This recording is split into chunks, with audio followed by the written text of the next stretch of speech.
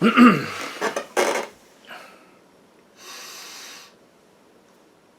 to the Welch review. Alright, redo. Welcome to the Welch review. Thank you for being here.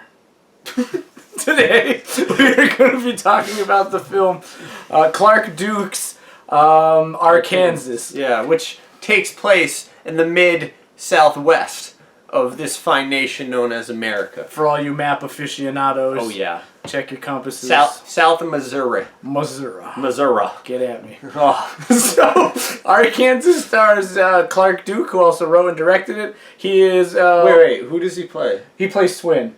Wait, he wrote and directed this? He wrote and directed. He plays Swin. He's also from The Office.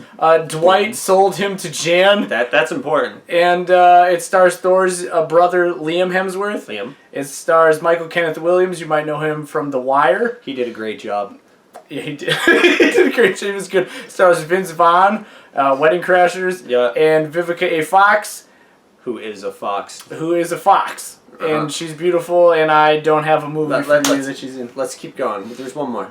Oh, and the great John Malkovich, who just gets better with age. Yeah, dude, John Malkovich is fantastic. Yeah, truly a gem as he's gotten older. Yeah. You will never refuse an order, or I will track you down and kill you. That's a quote from him, by the way. I'm not trying to be weird. So moving into this movie, Arkansas, there are definitely some big questions at work in this movie. Some good overall questions, not just for film, for entertainment, but like on a personal level of worth thinking about. Right. One of them being, when is it your time to pass the torch, right? To admit, like, okay, this part of the journey has come to an end and blazed the trail for someone new. Yeah, I got to step down. And then the second thing is when is it your moment to seize, right? When do you need to hit the pedal hard and take it for all it's worth, right? So keep that in mind as you watch the film, and we'll probably circle back to talking about that later. But essentially, the movie follows Kyle and Swin, right? Liam and Clark, as they embark on their new profession as drug dealers for a mysterious drug lord known as Frog. Now, what did you think of Kyle and Swin? Kyle and Swin, so I love Swin in this story. It's kind of cool because you don't often get like a director casting himself as like the bitch character. So like Swin is a good character. He's not like a pansy or anything, but like he is definitely not the alpha in the group, right? Mm-hmm. Normally when you get people who make their own movies, it's like Stallone, who's like, I punch things hard. You know what I mean? He's like out in the woods hunting people, or he's fighting the best boxer in the world and almost winning or winning. Yeah. So like you don't get like a guy who's like, I'll just be the witty guy who isn't really good at his job. But that's who's the guy who plays Swin? Underappreciated side piece. Yeah, but what's the guy who plays Swin? Oh, Clark Duke. Yeah, Clark Duke. Okay, so he's the guy who I was informed a second ago wrote and directed this. Yep. He cast himself in that role. He was just like, this is me. This is my character. He knows his limits. Yeah, and he does a beautiful job playing himself in this film. The one unbelievable part about it is like his girlfriend, Jonna the hot nurse. Yeah, Jonna the hot nurse is just like, yes, this creepy man with a mustache, that's who I love. That's him. But that could also be a message saying, hey man, just because you're not chiseled by the Archangel Gabriel or all you gotta do is make a movie about yourself and you'll get whatever you want. like Sam's saying, Swin, it's admirable seeing a director realize hey, I know I can play this part really good. He's not trying to go out there and hunt an alien. He's not trying to be like the alpha male all the time. Swin's a really good character. He's intellectual. He's a little indecisive, and he's really funny. He's a good comic relief while still being serious on multiple occasions. He's also very relatable as a character, even to people who don't like him in the movie. He's believably relatable to them, and you can see that they like him, even though they're not supposed to, even though they're like, oh god, they're like, yeah, this guy, like if I had to hang out with someone, I'd pick this guy over the other one. And the other one is Kyle. Yeah. And Kyle is a good character because he's kind of like begrudgingly a badass. Right. Like he doesn't want to like hurt people. He doesn't believe in violence. He doesn't believe in guns. But at some point, when push comes to shove, he's going to step up. He's going to do what he needs to do. He's going to protect his friends to the best of his ability and survive. The actor who portrays him does a fabulous job doing it. I would to touch on that, right? Liam Hemsworth, who, like he's saying, plays Kyle. You know, I think this is probably one of two movies where I really think he's done well. Like the other one, God, I'm blanking on it. But anyway, he played like an undercover cop, and he loses his memory, and he believes he's part of a crime syndicate. Oh, I remember that. Yeah, Killerman. That's it, Killerman. And he rocked the screen in Killerman, and it's nice seeing him follow that up with another movie like this, like these indie like crime films. He's really doing great in, and it's like, yo, man, you do have stuff to bring to the table. Like you are a decent actor. You know? He's like, if you stop acting, you'll be a fabulous criminal. You know? He's got a possible whole other career exactly in the front view mirror. But no, seriously, as an actor though, he does a very good job.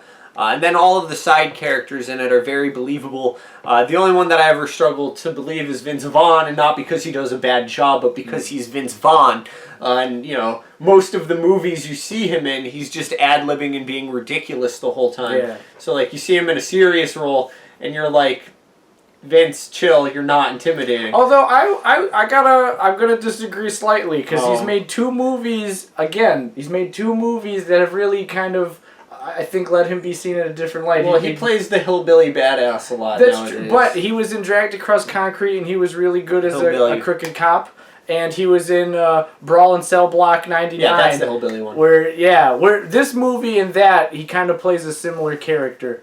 Yeah, except less Nazi in this one. Yeah, definitely. Cell Block 9, he's a little bit of a he's in Nazi. the South. That doesn't, Stefan, we're going to lose half of our viewers. so anyhow, and then I think we can both agree John Malkovich just steals the scene in everything he's in. At least in this movie. Every scene he's in, I thought he did very well. Yeah, he's just fabulous. There's like a scene where he's dying. He's like, I always thought I was going to die outside. That's all that I'm going to tell you about his character, but it's fabulous. You know, then he gives a monologue talking about how boredom is the criminal's best friend. And like, yeah, when you think about it, it's like, yeah, that's right on, man. Like, if you're a criminal, you don't want people to know you're a criminal. You want to keep it status quo, very mellow. You know, and this story is like that. It's not boring. But it is a slow burn. Yeah, right. It's very like low key. Yeah, like the bad guys aren't just like out robbing things. They're like, we are selling drugs. This is what we do. Now we're hiding. That's the film. For like half the movie. But it's good though, yeah. like because it gives you a little bit of insight into like that Midwest Americana. You know, in a sense, like what's that lifestyle like. You know, there's a lot of glamour that's displayed as being a drug dealer, but what about for the people who enter in at, like, the bottom tier level? Yeah, and I don't know about bottom tier, but, like, because, they're not, like, selling crack on the street, but... That's okay. But, you know what I mean? Like, it's definitely a different take on the drug dealer game, right? Because it's not, like, Scarface with just mountains of cocaine. Right. It's, like... some dudes who are very, well, not that Scarface wasn't organized, Tony was organized, but this is very organized in a discreet manner. Nobody's living in mansions. Right. The top dudes are living in, like normal-looking houses. They're skating under the radar rather than living the high life, which is what we are, like, used to being shown from, like, big drug dealer films. And that touches on that, right? Big drug dealer films, right? We talk about like Circular, right? It's the rise and fall of two different characters, so, a lot of this would be spoilers, but we won't give names, but essentially one character, right, who's already well off and is seems like he's in the twilight of his drug empire years, he's battling with stepping aside, right? Meanwhile, a series of events lead to, Kyle having to, fill this sort of void that's left. Yeah. And by watching it, you'll understand what that means. But yeah, what else? What do you think of Michael Kenneth Williams as Vince Vaughn's like trainer? Yeah. Yeah, Michael Kenneth Williams, he has a smaller role in the film, but it has some like cool insight, and it might not actually be true to life, but some of like his strategies for getting around different issues that like a drug dealer might have while going to like pick up not supplies but like product is well done. It makes sense, and it's like you wouldn't think of it on your own. And then aside from that, he's just a solid actor all the way around. Like what he says throughout all of his scenes makes sense as a drug dealer. His character is well executed. The end of his story arc is well executed. He's just just solid the whole time. Yeah, I think it seems overall Clark Duke has done just a great job in front of the camera, behind the camera, and then way off in the writing room, which hopefully is well lit. But what did you think of this being going from The Office, being sold to Jan, to writing and directing this? You mentioned as a cool move he did was this character I identify with. Let me not try and be the macho man. Let me just do this. So what do you think from a directing standpoint? Because I liked his slow burn technique. Yeah. I liked how he weaved in and out of scenes and would connect the past to the future. What are your thoughts? I mean, I think that stuff's good. I think that actually, the whole weaving in the past and the future thing, I'm not generally a giant fan of cutting from 10 years in the past to 10 years in the future. Mm-hmm. It's not a horrible thing to do. You can do it well. I think they did it well, but I think that I don't know. I don't think that it's perfect. It's kind of exposition-y. Not that somebody's just narrating everything to you, but it's just I think that a lot of the times it isn't necessary. Okay. Right? A lot of the times you can explain that through your plot while it's happening, and while it took up time in the film and it did it well and it explained stuff, I definitely generally believe that you don't need constant flashbacks to convey how something works. Don't tell, show. Yeah. Gotcha. Take me for the ride.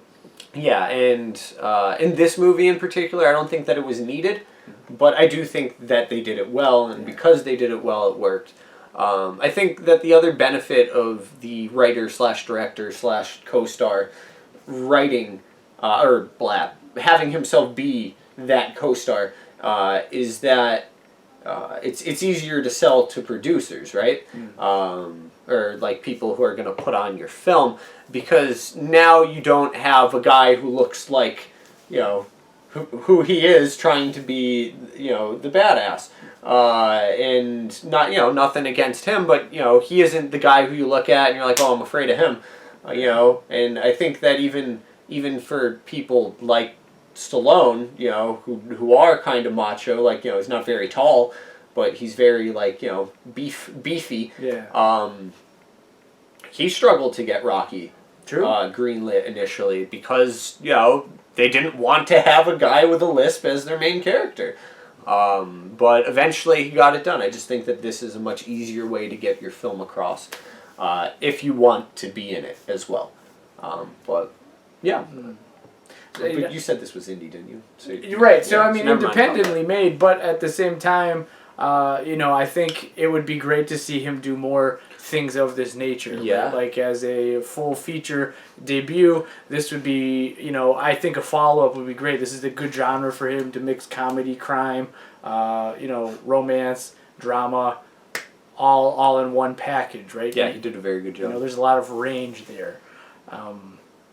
I also okay, it seems like a lot of movies, right, they do the end credit thing that, actually DC started, not Marvel, so that's a lie. That started in Constantine with Keanu Reeves way back when, so one for DC. So anyhow, that side note. Okay, like they just roll. They either do the cutscene after the credits, or they just go to black and they do the credits, or there's music and credits, right? But this movie kind of does something that like films from like the 70s, arguably late 60s did, where like they show the character drive off, or they show what's happening like in the world once the character's like walked around the corner. It shows them walking in the distance as the credits play, and I thought that was really cool. Like it showed Jana just driving. Yeah. Like she's going to that is very old fashioned. But like that was a nice touch. It's like, yeah, okay, good. You're giving us a glimpse into what else is going on. Yeah. In like a throwbacky kind of way. Not really,